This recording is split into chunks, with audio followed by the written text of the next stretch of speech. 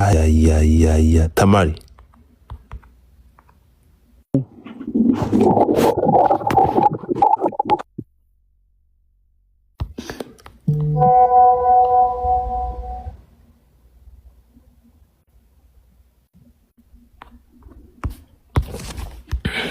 Give me a second.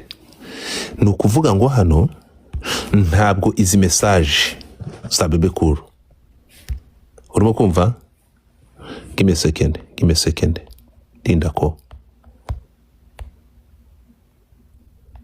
The date of ticket is 25th January 2025. No, we are talking about these messages. Izi message ntabwo ziri kugaragaza amadate. So means what? Bebe cool yabanje ahisha amadate. So means what? Bivuze ko izi message ni message zakozwe.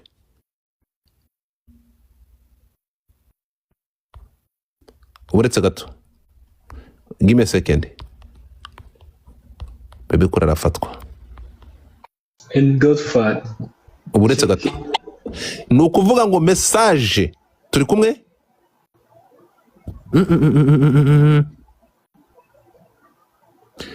Omusajja musiru.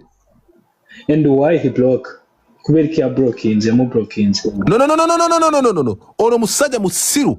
Ni ukuvuga ngo message yo kuva ku munsi wa nyuma bachatinga. Turi kumwe? The first message mucekinye muri ntuza. You can check in the screenshot. Ahanga muri screenshot. Check the time. Message ya mbere yanditswe ari saa tatu n'iminota 52. Then the last message message ya nyuma. Ariko bebe kuru ni ikigoryi. Bebe kuru yo so stupid. So nukuvuga ngo nimwitegereza zino message, izi ni message zanditswe umunsi umwe, isaha imwe. You get my point? Message amwibwira. Listen to me. Munyumve cyane abantu muri ahanga mutse ngo zino message. Message Mutesi Jolly uyu musikamo yitire Mutesi Jolly. Message ya mbere yanditse yibwira bebe cool. Yayanditse saa 3:52. Musubire inyuma kuri message ya nyuma. Bavugana. Mucekinye murebe. Message ya nyuma bavugana.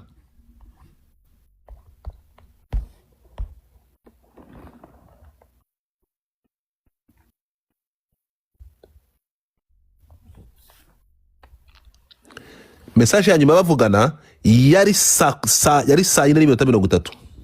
Bivuze ngo izi chat zose muri kureba ziri hano ntabwo ari ibintu byabayeho mu munsi umwe cyangwa iminsi ibiri. Was just in 30 minutes.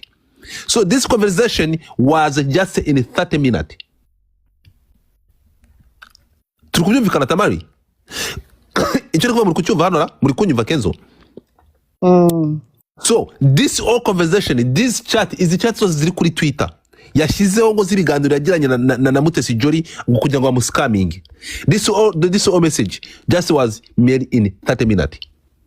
Message ya mbere ni iyi ngiyi muri kureba hano hejuru kuri byari sangahe ni minota 11. Noneho nimujya kureba message ya nyuma.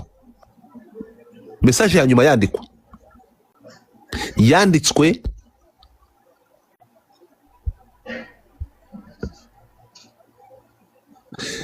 saa 4:35. So bandikiranye in 1 hour. They were chatting in 1 hour. In 1 hour. This all conversation if something involves money, you can even chat for 2 hours. No. Hari kintu utari kumva. It's not about, listen to me. Nuvuga this conversation. Izi conversations zo kugira ngo baganire no kugira ngo amafaranga atangwe none hakagera hamuboroka. You get my point? Conversation y'amafaranga yabaye muri 35 minutes gusa. Noneho bebe kuru afite conversation ya chat yo minota 35 gusa. You get my point? I think this is a short time. No. This is the short time. Muze kureba kuri iki kintu ni gute bebe kuru azanye chat zitari kugaragaza date. There is no date. It's just a time. And this time, these messages on WhatsApp, like, was chatting just for 35 minutes. Tamari, you're not making a sense. I think Bebe Cool afite igitaramo mu Rwanda. Listen to me. Wait a second. They're boosting the event. We don't care, but she's tarnishing the Mutesi Jolly's name. Her name. Ntabwo biza gukunda. Nukuvuga ngo izi chat zabayeho. Ndashaka kubyumva. Izi chat zabayeho mu minota 35 yonyine. In 35 minutes. And there is no date. Then they are made up. Uretse gato. Nukuvuga ngo iyi chat Bebe Cool yatuzaniye. This chat has no date. Has no days. It has just was made in 35 minutes. Bebe Cool natwereka izi chat zakorewe. Bebe Cool natubwira igihe izi conversation zabereye kuko yahayidinze amatariki yakori izi chat zatangiriyeho. Nta matariki agaragara, hari kugaragara ikintu kimwe. Hari kugaragara amasaha byabereyeho. Ni gute izi conversation zizi chat zo kuri Twitter yaduhaye bakoranye kuri WhatsApp ziri muri 35 minutes yonyine? Iyo biri kumvikana. Business kugira ngo amuscaminge bayikoze muri 35 minutes gusa.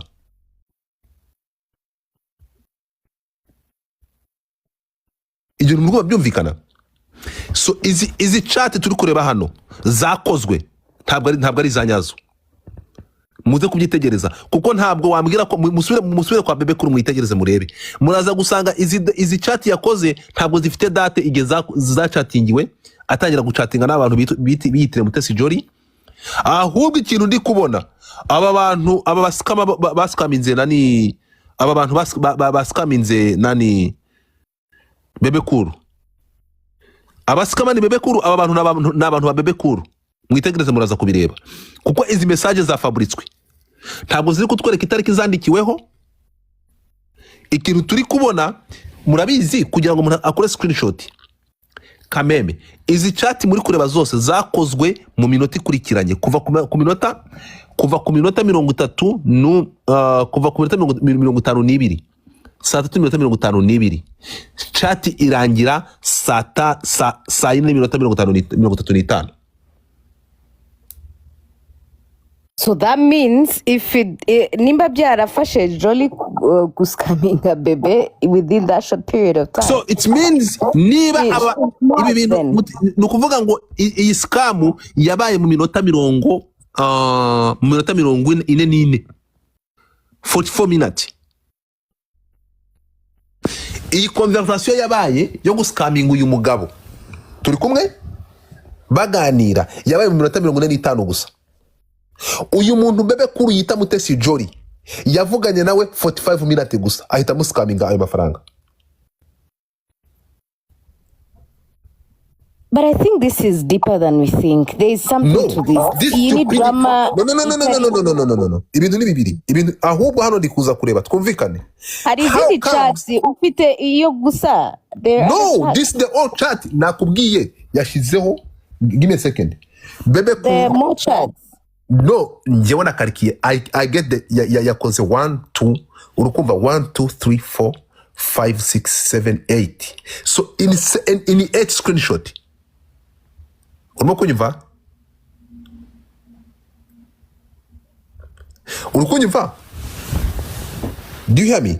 So in this chat Bebe Cool yadushiriyeho it has 8 screenshot. In this 8 screenshot this chat was made in 44 minutes. Godfather. Iyo numero Bebe Cool yatweretse ya Jolly ntabwo ari ya Jolly. Ntabwo Bebe Cool ahantu ugiye kwa yaduskaminze. Numero yatweretse ya Jolly ntabwo ari ya Jolly. He didn't show even the number. He did. There was no number. Listen to me. Yarayirikanye yesterday. Manza wumve ikintu yakoze. Nukuvuga ngo yafashe nimero yo muri UK ayita Mutesi Jolly. Ntabwo iyi nimero ntabwo Bebe Cool ajya kwereka ama screenshot. He didn't show if it's same number. No. I swear to God. Okay, there was a challenge here. One second. namba yatweretse. hari namba yerekanye. He just Yes. showed the Ni ya number. Jolie yavuye akatubwira No. that's not my number. That is not her number. That's number one. Ariko none reka nkubwire So, ikindi kintu kimwe. Wait a second. Has she Wait a second. confirmed it? Has she No. confirmed it totally? Listen to me. Listen to me. Number two, this number Bebe Cool avuga ko yandikanye na Mutesi Jolly. Nta kintu kigaragaza ko ari n'iriya nimero yatweretse.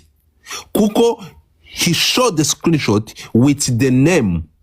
Jolly, you can check here in the big screen. Checking urebe. Yo Bebe Cool yaza kuba yarandikiranye n'iriya nimero yo muri ntuza yo muri UK. Yitirira Mutesi Jolly. If now we see the same number right there, nubwo ntabwo igeze hadinga nimero. So these messages, this chat was made by the chat bakoze in a No, but 45 if Wait a it's second, showing a wait a second. number, and when you have a There is number, no number in saved, chat. But Jesus. if you've, Godfather, if I save Tamari. your number, wait, Tamari. if I save your number, Ego. if I save you as Godfather, your number will not display in the chats. Okay, so will ikintu display Bebe Cool ari your gukora name. rero, listen to me. To show the evidence, no kugaragaza ko ariyo nimero ya chatinze nayo, urimo kunyumva, yari kuvanaho amazina, nimero ikagaragara ko ari ya nimero kuko yari abanje no kuyitwereka, tukabona ko ya nimero yatweretse ariyo ya chatinze nayo. That's number one. So this guy, he's scamming. Ahubwo Bebe Cool, he's a scammer. And he's the one who planning. He's playing two games. Ari playing as a Bebe Cool as a victim, then he play as those scammers. Kuko when we check here, kukubwira regiyo tumazunga turabyitegereza tukareba. How come this 8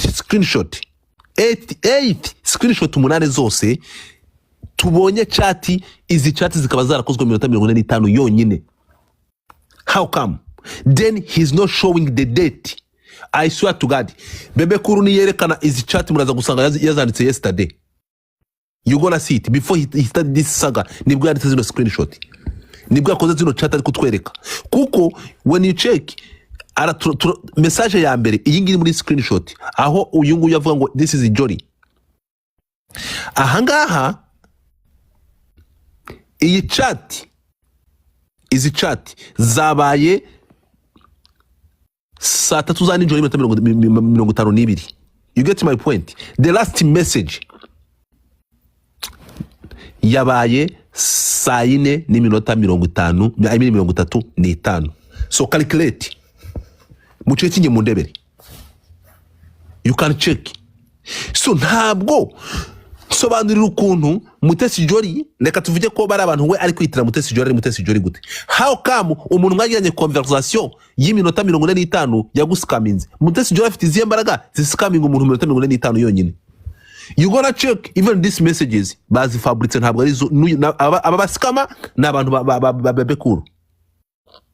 Muraza kubireba. Dora honda hanga. It doesn't make any sense. Musube muri message zanditswe harahirya.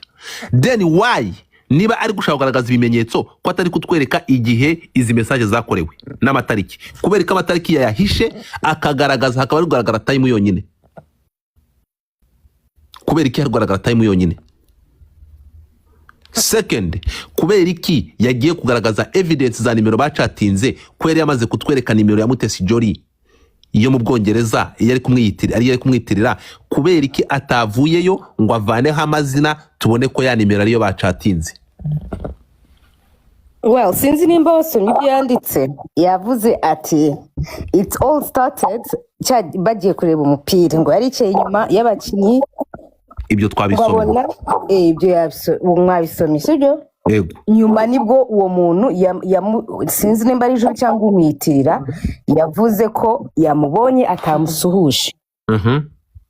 Ibi ngibi biri muri uri kuvuga ibintu biri muri screenshot hano, ngibi byano biri muri screenshot. Check in the big screen here, ni ngibi nabishyizemo. Yeah. Ibi ngibi uri kunsobanurira? So Bebe Cool, you imva this prank or this stupidity you are doing, wabikoze nabi, you doing in wrong way. We are not stupid. How come these scammers scamming you in just 44 minutes? Then you came here, you crying, oh, I'm being scammed by Mutesi Jolly. Then you have no shame. You have no shame. You are calling our authority. you are calling the government to make an investigation. So hanyuma ndakwaza Tamari, why not niba hari transfer y'amafaranga yigeze yerekera mu Rwanda? In his statement, muri statement Bebe Cool yakoze. In other news, Jolly just I say suing a Bebe Cool. Of course she has two. I love this game. Okay. No, she has two. Amusuinze. I say Musa Muninga Arabi posting I think on Instagram. Let me check. Yeah, this motherfucker, he gonna feel it. You are playing with wrong number. Nimuza gucheckinga those messages, abantu muri kunyumva, go and check that messages. Nimuza gucheckinga is message, you gonna find out ni messages za it's a fake message. Reka turebe. To the general public, I would like to tell you that I didn't take allegation made by Moses Sally aka Baby Cool. Okay, aka Baby Cool. Hey, yakoresheje n'amazina ye Baby Cool. Right away, and in the interest of relation or mental are handed appropriately, I have formally referred this matter to the legal concern. Uyu ni agize yashatse n'umunyamategeko turashize aramureze.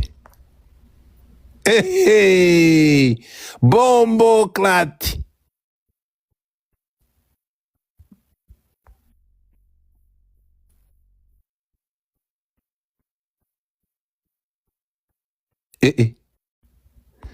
Bya bintu bihinduye isura.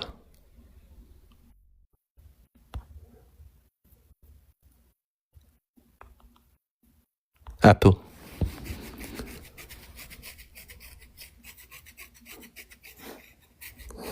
Bro, umukobwa w'umunyiginya nta kintu arabisoje.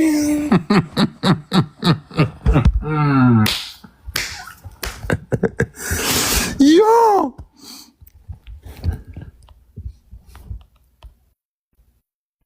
Tamari. Oui. So this guy he was doing the stupid thing. Nukuri kw'Imana. I swear you can check these messages is message zakozwe. Is message zakozwe.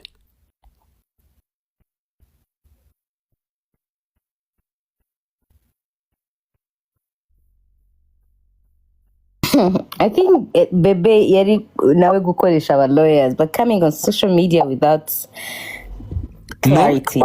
Reka ibintu bya social media. Bebe Cool yakoze amakosa. Ni izina ry'Imana, you gonna see this. Bebe Cool yakoresheje izi plan, urimo kunyumva, yakoresheje izi plan mu kugira ngo kuko he agomba kulaunching album, but you are playing with the wrong name. Hari ibintu tutari kureba, you know. There is something we need dutegereje kiri hagati y'ibombi. Ntabyo abantu bamugira inama yo kumva ko Mutesi Jolly, urabona Mutesi Jolly muri minsi yabonye saga zari zihari, urukumva uyu mugabo yakoze ikosa bro, yakoze ikosa ariko yageza harenga umurongo. Bebe Cool hariya umutego uhari either uratwara bombi cyangwa kuri hari umutego uri hano. Nta bombi bari hano. Nakubwiye hari ikintu ni wozanye isaga, I mean ni wozanye kano kantu kuka questioningaho. Nakubwiye people, abantu 1000 munkurikiye hano kuri TikTok n'abandi barenga 100 bankurikiye kuri Twitter. Ndashaka musubire muri ziriya chat za Bebe Cool. When you see this chat, ni chat zakozwe umunsi umwe muri 35 minutes. In 40 minutes, how come the person can come in 40 minutes ukaba umaze gushya? Second, this messages is a fake messages. This chat WhatsApp chat ni fake. How? There is no date. Nta tariki hari, ntabwo iri kugaragaza nimero bandikiranye. It's just Mutesi Jolly. Nimuza kureba Buretse gato navana ho amazina Isura tugadika kugambe navana hari amazina iri bara kuri screenshot navana hari amazina urasanga iyi nimero yari gucatinga nari ingande. I'm telling you it's fine yeah bari it's Uganda number that's number 1 icyo ngicyo tuba tugishize ku ruhande sibyo ariko na impamvu ndi kuvuga hari umutego sibyo watezwe simbizi ariko hari umutego uri hagati yabo iduro twara bombi cyangwa umwe how Bebe Cool is not stupid. He has dealt with saga, he has dealt with drama, he has dealt with defamation of his name. Rumva, he knows how it's done. Rumva, so for him to confidently come out and accuse Jolie, I'm very sure he has access to her mbere yuko aza online. Sibyo? I believe Aisha ntabwo yayibura. Wait a minute. Nkuko uwo muhungu uwo mushenzi yamwandikiye amutera ubwoba nimba uwo mushenzi amwandikira kumutera ubwoba why wouldn't Bebe Cool get access to her? Wait, let me finish. So he would have did they talk before him coming out on social media? Because I believe if he really wanted access usually let me tell you according to the jury no. Reka nkubwire ikintu kimwe Tamari. To the jury no. If you don't know Jolie, urukunyumva Jolie ntekereza ko urimo kumva even if this happens ntekereza ko Jolie uyu mutipe yashatse kumwaprochingaho ashaka kumuzaho nk'umustare kandi Jolie ni umufunga mutwe aramusuzugura. You get my point? Kuko Jolie ntabwo azumubwira no sense. Jolie turamuzi ni ndabaga sinzi nibuzi cyari cyo turi umunyarwandakazi. Jolie ni ndabaga dufite. Jolie ni ndabaga. Jolie ikintu afite cy'abagdamu ni umubiri we ariko ibindi ni umugabo. You know gonna bring that no sense. Ntekereza ko ahangaha Bebe Cool yashatse kwa approachinga Jolie. Bebe Cool nawe murabizi ko ari umufunga mutwe ni indiscipline nta afunga icwanga ashaka kuza aze Bebe Cool ya approachinze Mutesi Jolie amuha musumba zose. Amuhaye musumba zose yumva ko aje kumwandagaza on public. Urimo kunyumva kuko Mutesi Jolie yamusuzuguye ntamuhereze time kandi yita igitangaza ntekereza ko ariho byavuye turi kujyana. So it's niko bitekereza I guess ntekereza ko wenda ashatse kwa approaching Mutesi Jolie akamusuzugura nkuko asanzwe asuzugura abantu. Mutesi Jolie ntabwo wamuzana kumuzanaho ubwanwa bwa Jolie ntabwo ari umusazi kuri urwo rwego umuntu wait a minute umuntu amapproachinze akabaza Jolie by the way this happened to me.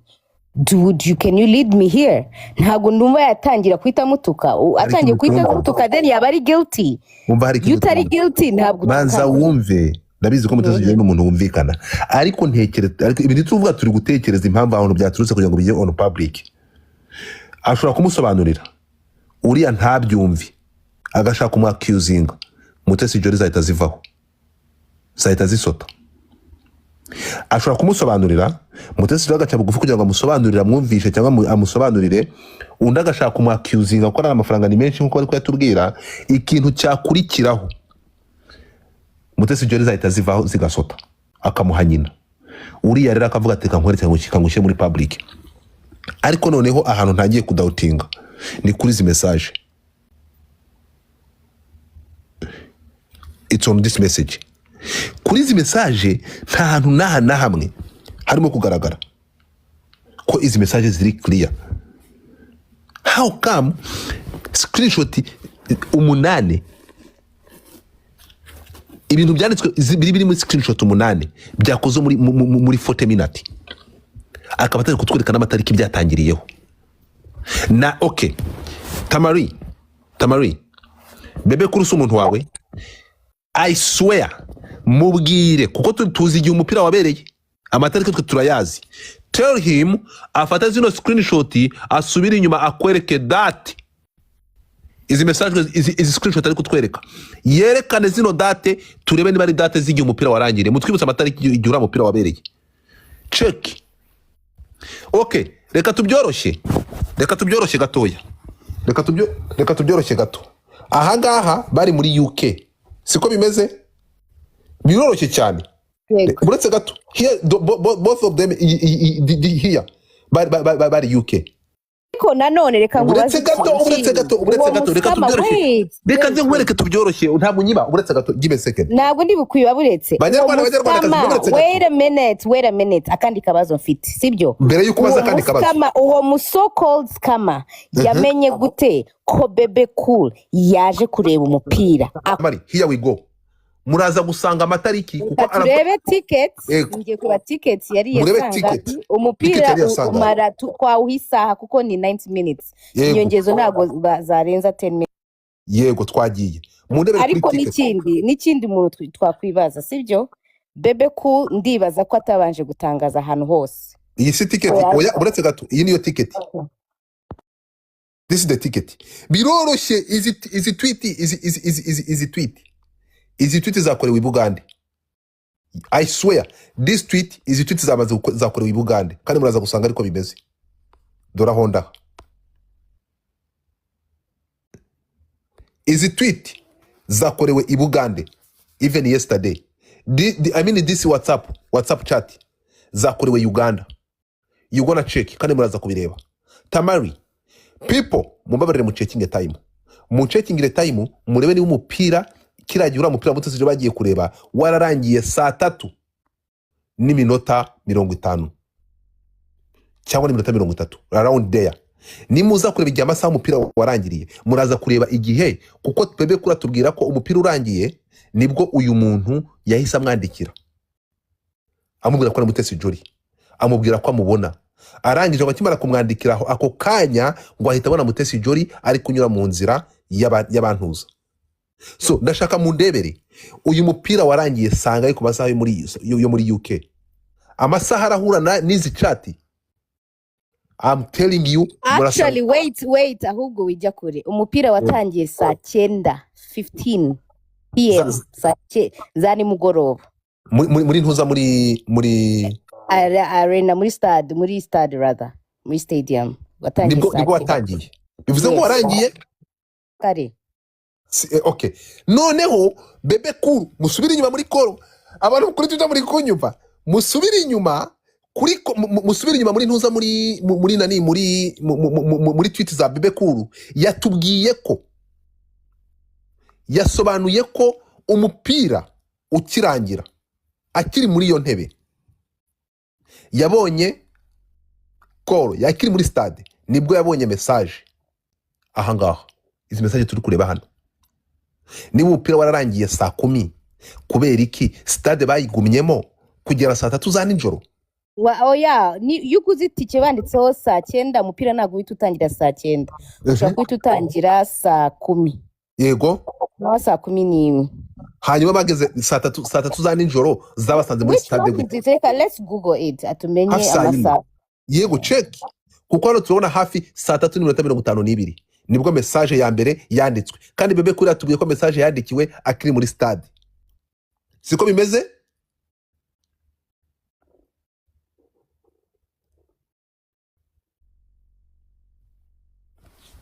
Turi kujyana.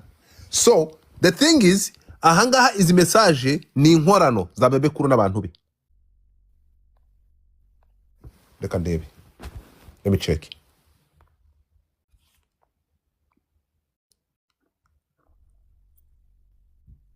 Oh my God.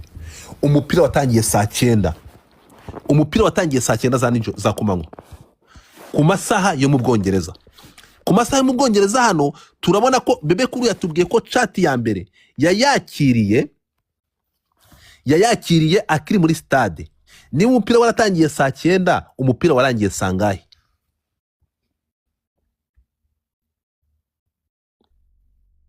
Tugendane gatoya. Umupira warangiye sangahe?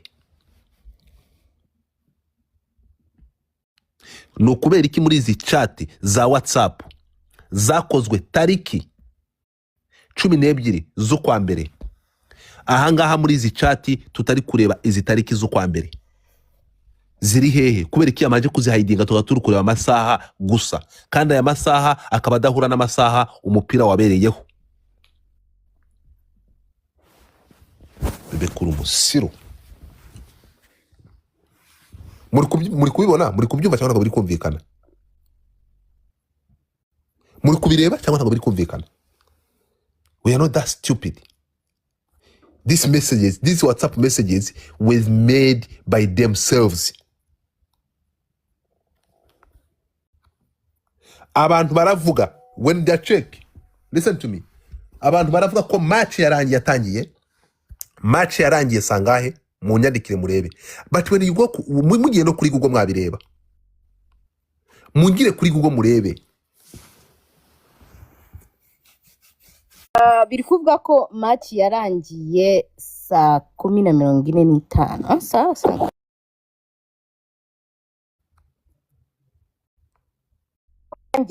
Second half yarangiye saa 11:45. Nibwo second half y'iyo match yarangiye, ariko hari ikintu uri kwirengagiza ndi kukubwira, sibyo? Hari akantu wakomojeho uravuga ati either hari abantu ba baby cool bashobora kuba aribo bamuscaminze. Ikibazo kirahangaha ni uwo muskama ari I don't believe it's Jolie kuko ntago biramenye, ntago it's not verified, sibyo? Reka tumwite uwo point A umuskama yamenya te ko baby cool ari muri stade. No, listen to me. Aje kureba umupira. No. Akahita amuhamagara akanamubwira ati ndakubonye ntiwanansuhuza. Bebe Cool he's a public figure. I know, yaba ari public figure. No ushaza kuba ko uwo muskama nawe yari yaje kureba umupira. Uwo muskama nawe yaje kureba umupira se? Yes, of course, why not? So ikintu kiro kimwe nahangaha njewe izi chat. I doubt kuri izi chat. Even here ibintu byamaze gupfa rega. Ibintu byamaze gupfa, izi chat ni Bebe Cool uri kuziyandikira. Ndakubwira impamvu. Unyumve neza cyane. Ahangaha navuze ngo Bebe Cool nagaragaze chat ko izi chat ari kutweka za WhatsApp zafashwe ari za reduce. I swear to God. Tamari, tell your guy yerekane ko izi chat za WhatsApp zafashwe tariki 12 z'ukwezi kwa mbere. Dora honda no. Ntabwo ziriho. This WhatsApp chat was made yesterday. Ntabwo ashaka kuvugana n'umuntu wese ibyerekeranye n'ibi ngo listen to me. Izi messages za WhatsApp zafashwe yesterday. Zifatwa zikurikiranye. Ni message no he's a stupid, he didn't put even the time. Ntabwo yigeze anashyiramo na time man. Yari kujijisha agashiramo n'iminsi ibiri kurikiranye. Chat ya mbere iyi ngiyi iriho urabona ko yayanditse yarangije kuyandika, yatangiye kuyandika saa 3:52. Reka mbereke iya nyuma. Iya nyuma ni sangahe mwitegereze murebe. Dore ngiyi iya nyuma igihe yayikoreye. You feel my point?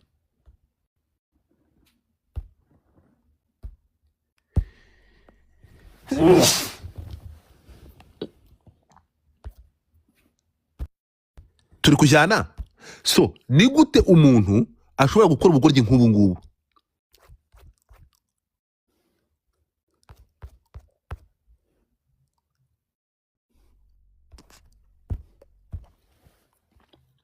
Bebe Cool nagaragaze yabiplaninze nabi. Yabanje kutwereka nimero ya Mutesi Jolly ngo yacatingaga nayo yayitweretse. Ni byiza ko tuyifite. Ngaho nafugure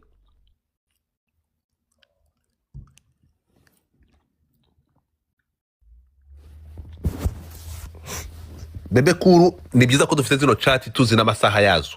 Ngaho niyongere atwereke zino chat ririya zina Mutesi Jolly UK ritariho, turebe niba ari ya namba yatweretse. It's not gonna be same number. That's number 1. Number 2, he will never, and he don't have any chat from that date on 12 January.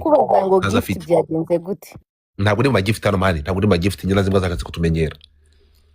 Izi ngera Bebe Cool ashatse kutumenyera bro. So twumvikane, nababwiye ni munyereke izi chat, ni yerekana izi chat ni ngera zifunze gift. Gift ni ngera zifunze ndashaka kujya mu focusing. Bebe Cool ari kohereza abantu bagatanga amagift nkayoba. Urimo kumva? Ndazifungura mu kanya. I close the gift by myself.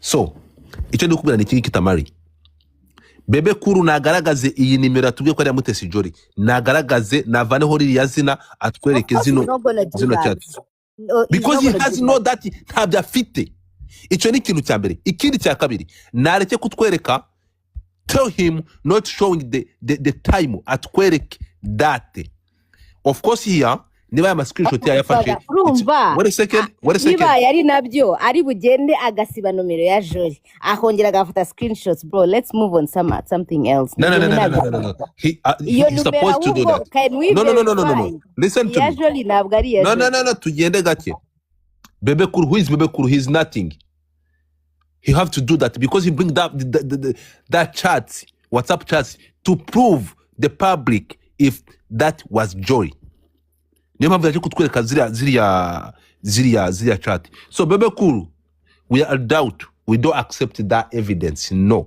we need to see the number if it's same number you show us that number is for Mutesi Jolly that's number one number two but why does he wait a have second. voice notes za Wait a friend second. could apite voice notes za do not talk about any stupid friend we need to know if I also want to know wait a why second. Wait a second. We want to know. So you're not gonna come here to tarnish someone's name for your benefit, for interest. No, we're not gonna accept that. Go get some Ugandan and play with that person. Go and get is it Kisito, whatever. Play with that girl because you don't give a girl the value. But do not come here and start harassing our girl with this stupid, with no evidence, with no fact. Tara oba nani okay Tamari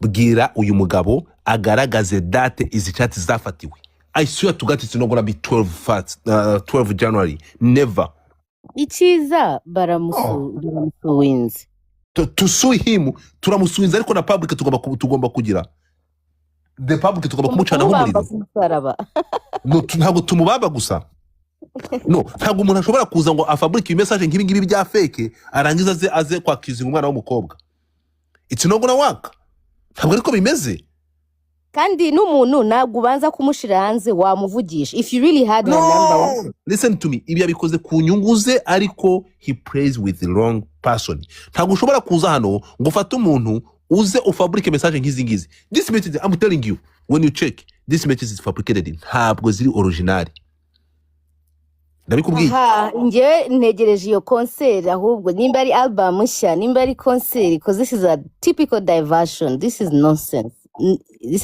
to be honest this is nonsense